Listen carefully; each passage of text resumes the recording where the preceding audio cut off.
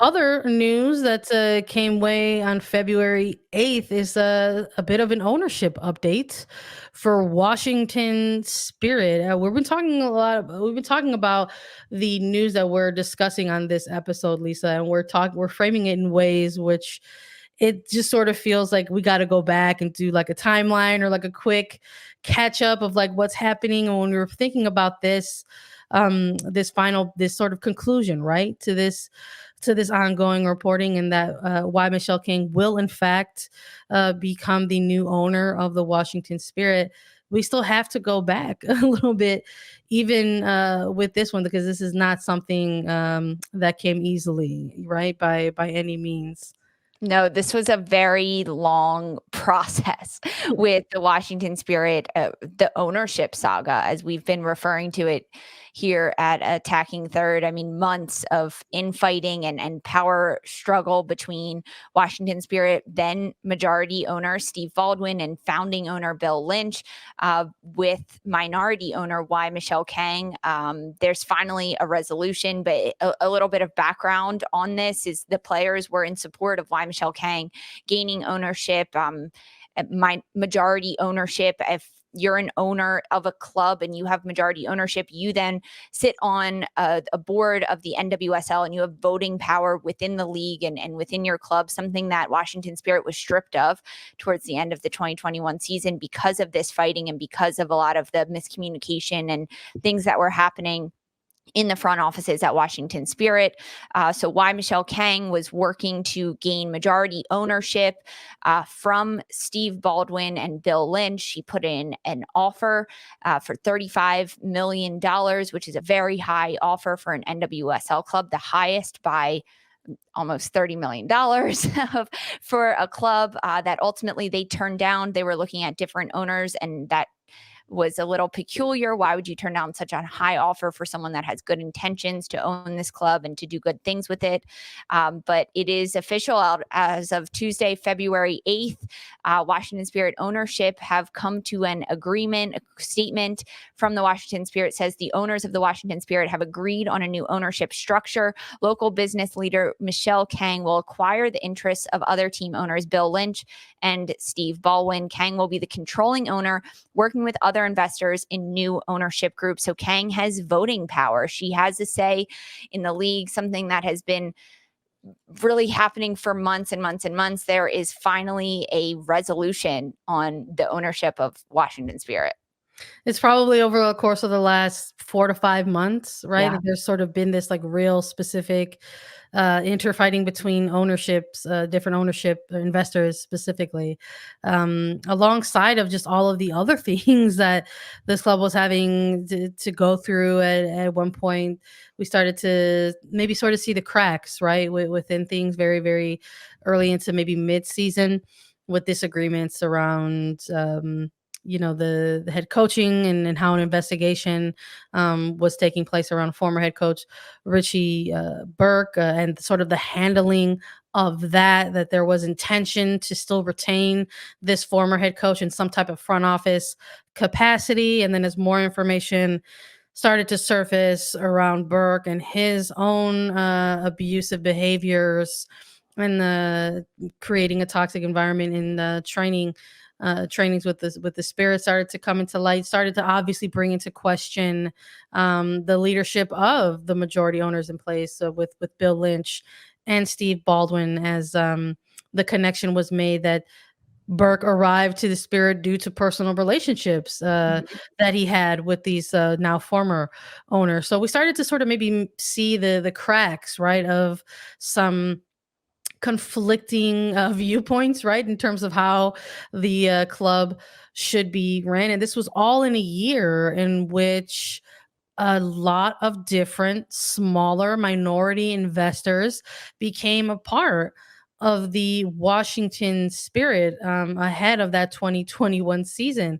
And then you add in the mix of obviously all the complications that came into play with that they had to deal with, like with COVID, and having been issued forfeitures. And then behind the scenes of all that was still a lot of inner fighting that ended up growing and growing and growing over time as you started to see the departures of other women who were in different administrative positions with this club kind of make their exit as well. So it raised a lot of red flags, right? And then all of a sudden, everything just started to get very, very, very open in public in terms of that interfighting. A lot of oftentimes we saw different reports about emails being leaked and things like that. And then finally, I think it came the biggest pause I think came was that the players had a say on Yeah. this at one point in the middle of their season. In the middle of a playoff push, I should say, because it was really at the latter end of the season. But the players coming together and putting together a statement of their own, in which they referenced why Michele Kang specifically as someone who they had trust in to go ahead and lead the Washington Spirit into a new era, and calling for Steve Baldwin to eventually sell those shares. But the interfighting continued. There was an attempt to try to bring in another investor group to sell to, undercutting why Michele Kang's previous offer of 35 million. There was a lot of back and forth as those two specifically kind of went back and forth for control. But it started to really take a turn, Lisa, right? As we kept coming on these episodes to try to fill in everyone as best as we could. It seemed like it was changing every week almost.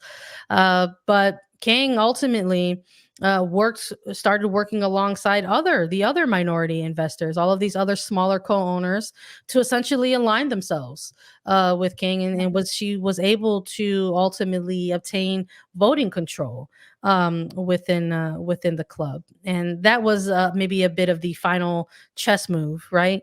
Maybe that sort of set into motion this absolute final phase of becoming the new owner of Washington Spirit, because even though she was working with the smaller co-investors at the time, there still had to be a meeting that was held with the NWSL Board of Governance.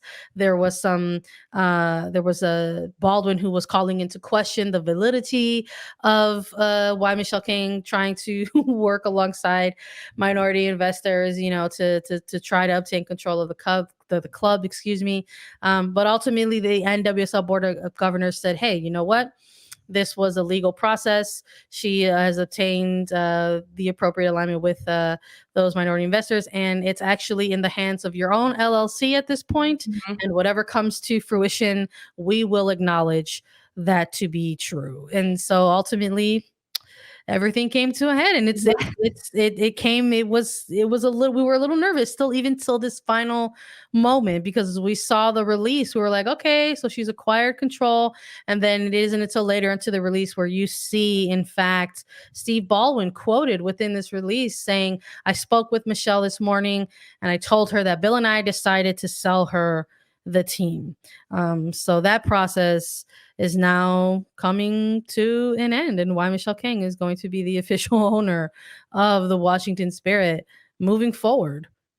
The back and forth was so much behind closed doors, and maybe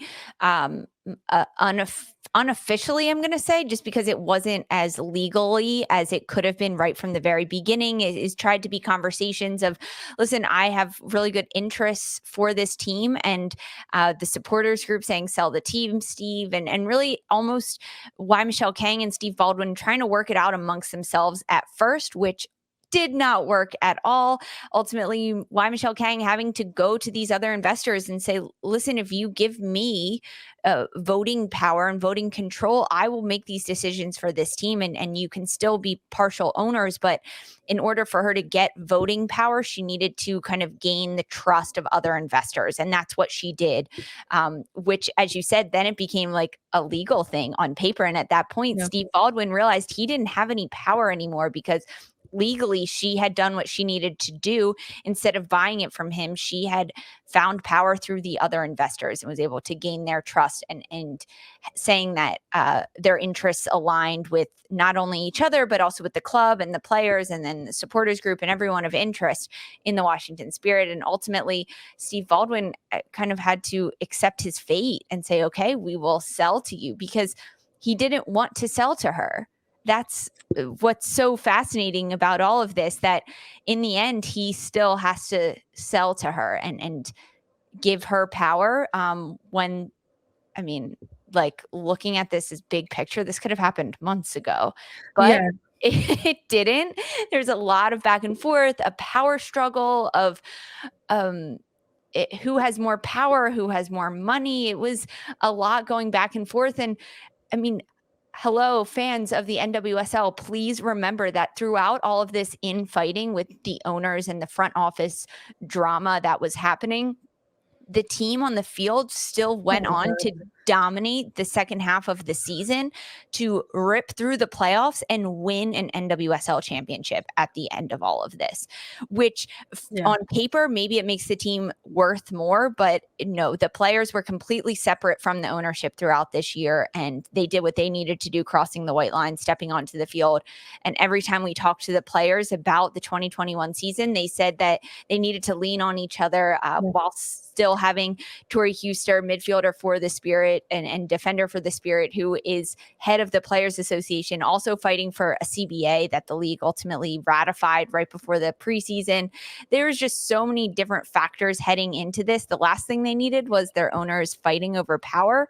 But in the end, the 2022 season is here. Why Michele Kang has voting control and full majority ownership of the Washington Spirit, which is something that the players wanted, and we are here. Yeah, it's so wild just sort of even like hear you like reflect back on that. It's just like somebody someday is gonna do it. I'm absolutely gonna be sitting down with a bowl of popcorn when the Washington Spirit saga comes to 30 for 30 or whoever, right? Like I will absolutely like sit down and watch it. I think another point of interest, in this announcement that this is officially happening, that this is officially in motion and going through for new ownership for the Spirit, is that there's already King is already implementing her vision for the future Yeah. of this franchise, and saying that they're looking forward to an exciting new chapter. That there's already a vision in place, and that they're giving it a slogan, calling it "Premier, Professional, and Proudly DC," with a locally based female-led ownership group that is committed to substantial new investments into the team's staff, operations, and infrastructure. So it's going to be, I think, something that we still keep an eye on, because this is a little bit historic, right? This is a little bit groundbreaking in that um a non-white woman is coming into uh predominant majority ownership of an NWSL club, and is in doing so is absolutely reshaping the landscape of Mhm. what it means and what it looks like, and how ownership is defined, like in looks moving forward. So I think that's something big that we're gonna have to keep an eye on, and sort of seeing how the Spirit continue to navigate this space in NWSL moving forward.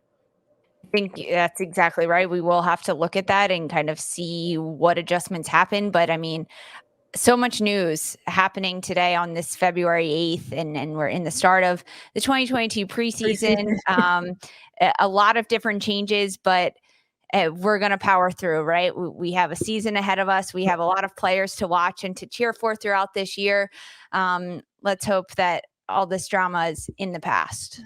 We'll see. We'll see what's going on. I mean, we absolutely have been trying our best to keep up to date with it, right? Keep our listeners up to date with it as best we can, because again, it almost feels like there was something continuously ongoing with this story throughout 2021 and now even into 2022.